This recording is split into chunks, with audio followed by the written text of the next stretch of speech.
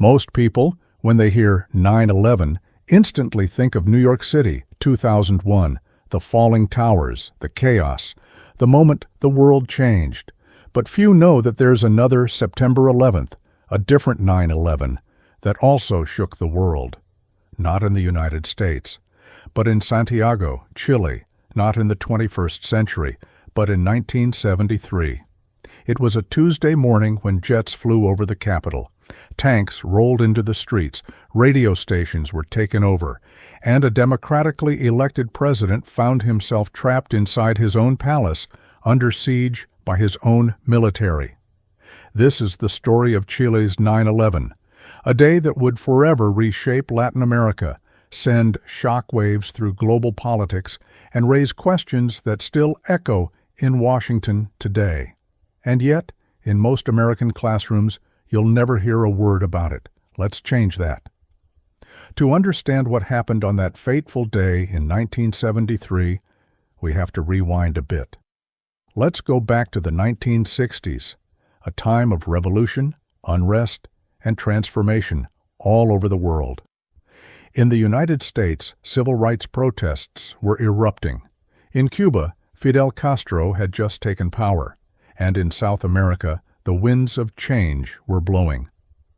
In Chile, a man named Salvador Allende had a dream. A soft-spoken physician-turned-politician, he had spent decades pushing for a democratic path to socialism, not through guns or guerrilla warfare, but through ballots and reforms. He ran for president 4 times. He lost 3. But in 1970, in one of the closest elections in Chilean history, he finally won. It was a turning point, not just for Chile, but for the entire Western Hemisphere. For the first time, a Marxist leader had come to power not through revolution, but through democratic elections.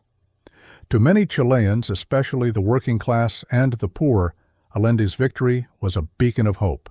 He promised health care, education, land reform, and nationalization of major industries, especially copper, Chile's most valuable export.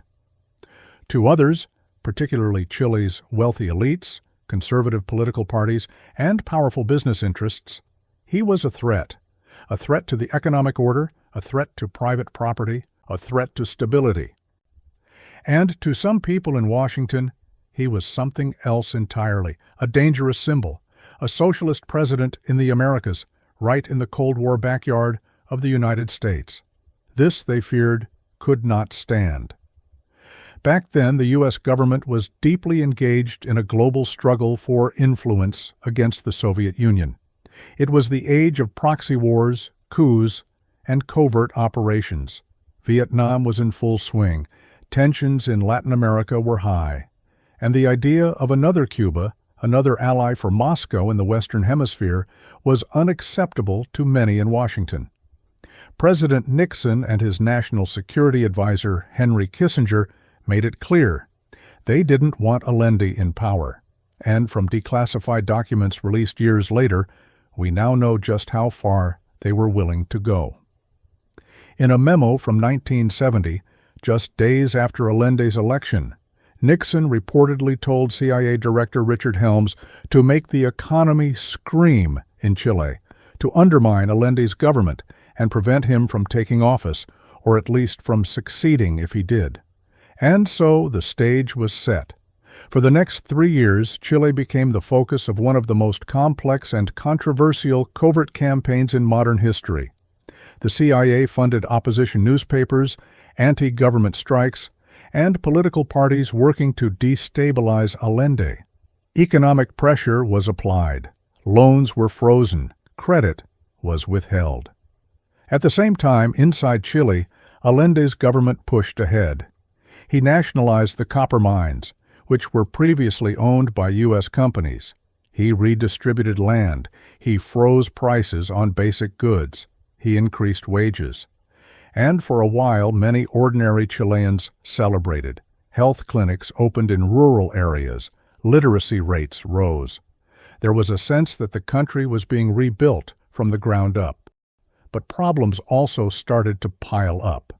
The economy struggled. Inflation soared. Shortages became common, and while some blamed U.S. interference, others blamed Allende's own policies. By 1973, tensions had reached a breaking point. Protests erupted in the streets. Truckers went on strike. The middle class felt squeezed. Food was hard to find, and whispers of a military intervention began to grow louder. Allende, for his part, remained defiant. He refused to resign. He insisted that Chile's problems could be solved within democracy. But some generals had other ideas. And that brings us to the morning of September 11th, 1973. At dawn, military units across the country began moving. Radio stations were seized, roads were blocked, communications cut. By 8 a.m., tanks were surrounding La Moneda, the presidential palace in Santiago. President Allende arrived early, dressed in a suit, wearing a helmet, and holding an AK-47, a gift from Fidel Castro. He refused to flee. He addressed the nation one final time on the radio, telling Chileans that he would not resign, that he would not leave, and that he would defend Chile's democracy with his life. And he did. Around midday, after refusing to surrender, the palace was bombed by fighter jets. Fires broke out. The building was shelled, and eventually the resistance inside could no longer hold. Allende died that day. Official reports said it was suicide. Others questioned that narrative. But what's certain is this: by the end of the day, Chile's democracy was gone, and a new era had begun. The man who took power was General Augusto Pinochet, a previously little-known military leader who had been appointed commander-in-chief by Allende himself just weeks earlier. At first, Pinochet claimed the military would temporarily restore order and then return to democracy. Instead, he stayed in power for 17 years. Under Pinochet's rule, Chile underwent radical transformations. The economy was open to foreign investment. Public companies were privatized.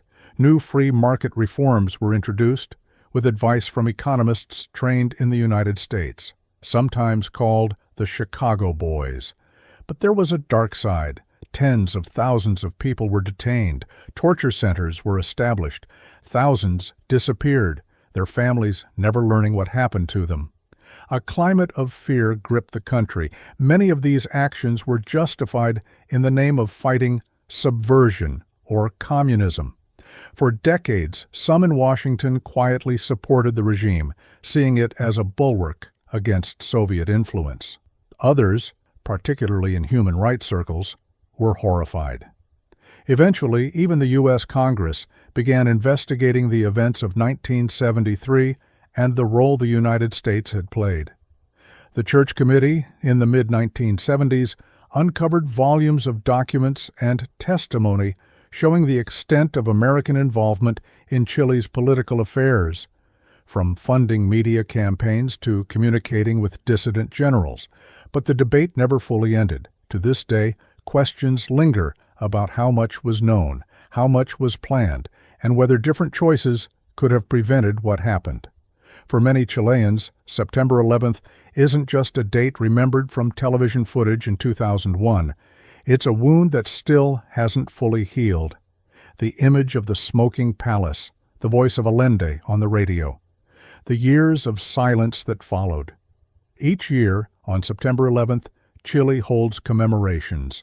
Families light candles. They march through the streets. They carry photos of the missing. And they ask the same question: why? Why did this happen? Was it inevitable? Was it the product of ideological conflict, economic pressure, foreign interference, or all of the above? There are no easy answers. But perhaps the most important part of this story, especially for audiences in the United States, is not just what happened in Chile, but what it tells us about power, democracy, and the responsibilities of nations. History isn't just something that happens elsewhere. The decisions made in Washington boardrooms, intelligence briefings, and diplomatic cables ripple out across the world. Sometimes they land on the front page, sometimes they vanish into footnotes, but every once in a while they become something more: a turning point, a tragedy, a date no one forgets. September 11th, 1973 was one of those days. And while it may not be the September 11th taught in American schools, it is a September 11th that Americans, and the world, should know. Because if history has taught us anything, it's that democracy is fragile. And the choices made in its defense or its betrayal echo far beyond borders, sometimes for decades, sometimes forever. If you found this story surprising, important, or just worth remembering, consider sharing it. Leave a comment. Tell us what you knew or didn't know about this other 9/11. And if you want more untold stories from history that still shape our present, make sure to subscribe and hit the notification bell. Sometimes the most important events are the ones no one talks about.